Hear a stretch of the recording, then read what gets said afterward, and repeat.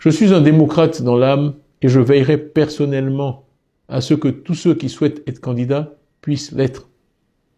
L'éligibilité des candidats est une question qui a souvent divisé les Ivoiriens et qui a coûté cher à notre pays au cours des 30 dernières années. Les Ivoiriens qui, dans leur vaste majorité, sont nés après 1990, ne veulent plus de ce genre de polémique. Je prends donc l'engagement personnel d'assurer que, au PDCI RDA, tous ceux qui le veulent puissent être candidats. Faire de la politique autrement, c'est aussi accepter la compétition et la concurrence. On revient sur l'affaire du bateau. J'ai passé la plupart de ma carrière professionnelle dans les engrais. De quoi il s'agit? J'ai écouté beaucoup de gens. Il s'agit d'un corps qui n'est pas stable. Le nitrate d'ammonium. Le nitrate, il a un ion négatif et l'ammonium a un ion positif et les deux se mettent ensemble pour former ce qu'on appelle une liaison covalente. C'est un corps. Il n'est pas stable, il est explosif, il est toxique et quand on l'utilise dans l'engrais, il est volatile. Si vous mettez à la volée, vous perdez au moins 75% de votre azote. Alors, nous avons recommandé qu'on puisse l'utiliser seulement dans les intrants pour fabriquer d'autres types d'engrais azotés, le DAP, le diammonium, le phosphore, l'urée, le nitrate, etc., etc. Et pour former les engrais ternaires NPK. 15, 15, 15, 10, 18, 18, etc., etc.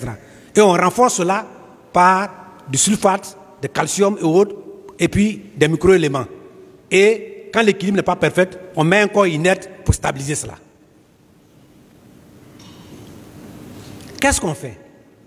On le considère donc comme un intrant pour fabriquer les engrais, plutôt qu'un engrais. Et pour cela, nous avons lutté en son temps, au temps du ministre Lambert Kwasi Kona, pour faciliter, pour rendre les engrais moins chers, on a détaxé le nitrate d'ammonium. C'est-à-dire que ceux qui importent là, si ça allait dans le secteur agricole, vous ne payez pas de TVA. Est-ce que ceux qui ont importé pour aller ailleurs là, donc ils vont bénéficier de la TVA alors que ça ne va pas dans l'agriculture? Maintenant, pour importer un produit phyto ou engrais, il y a ce qu'on appelle API. Attestation préalable d'importation. Et pour avoir ça, celui qui doit envoyer le matériel, là, un produit chimique, il doit dire quelle est la quantité que j'envoie. C'est destiné à qui? Qui est le transitaire? Ça passe par où? Et il se trouve qu'on a commandé, on ne sait pas si on a commandé, on a déversé à peu près 8000 tonnes de nitrate. Qui a commandé ça? Jusqu'à présent, on ne m'a pas dit c'est Bredumi qui a commandé, etc. On dit c'est commandé. Peut-être qu'ils ont dit et moi je n'ai pas vu ça. Est-ce que ça va dans le secteur agricole? Visiblement non.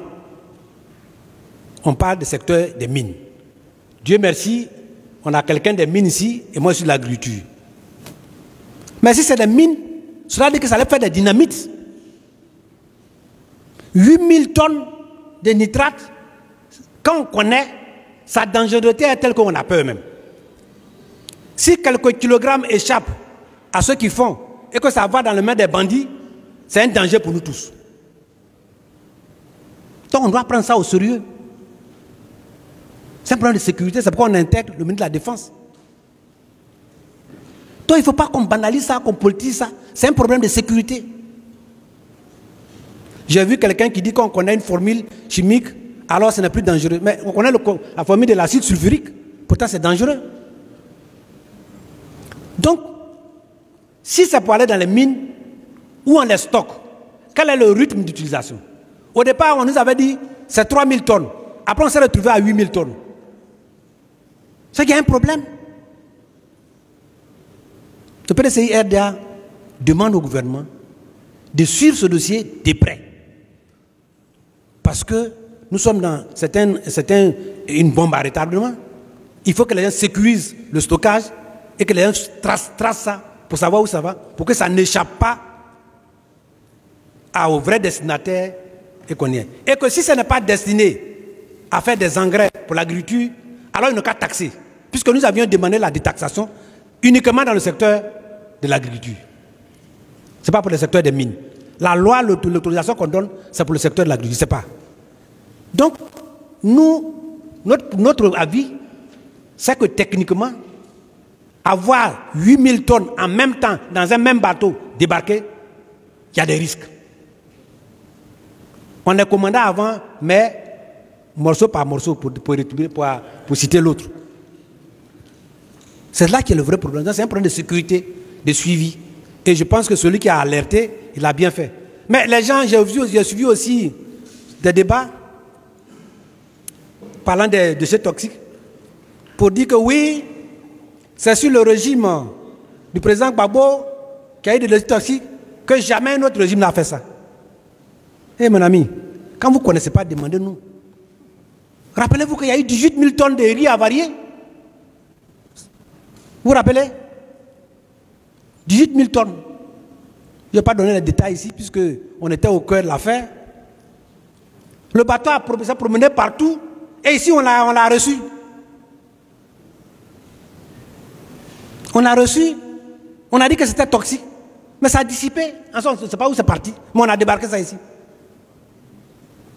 Il ne faut pas que les gens disent des choses comme ça. Non, bon voilà, j'ai vu sur le temps, oui, il y a eu 18 000 tonnes de riz avariés.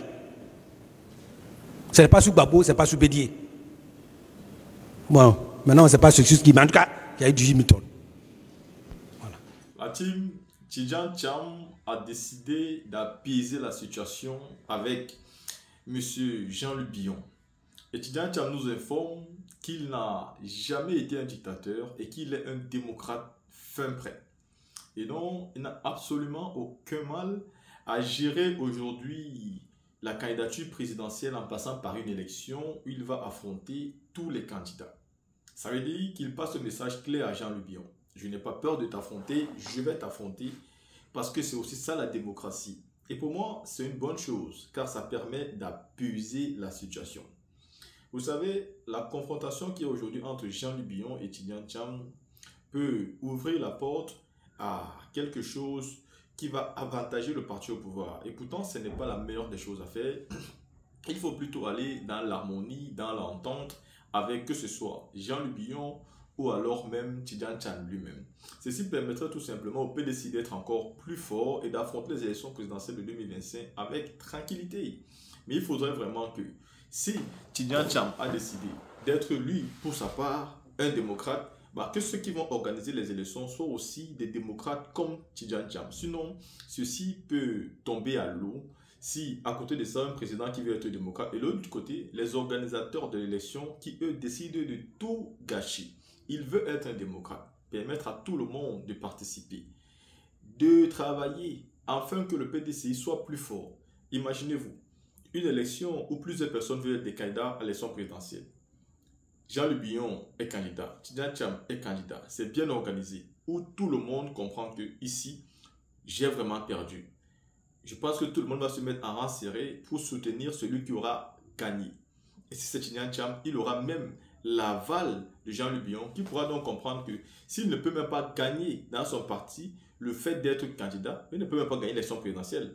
Mais si dans votre parti, vous n'êtes pas déjà choisi par la majorité, ce n'est pas pour une élection présidentielle que vous serez choisi pour la majorité. Donc, Tidjane Thiam est un démocrate et il veut le prouver. Et moi, ça me fait plaisir, parce que ce sont les choses que je reprochais à Tidjane Thiam.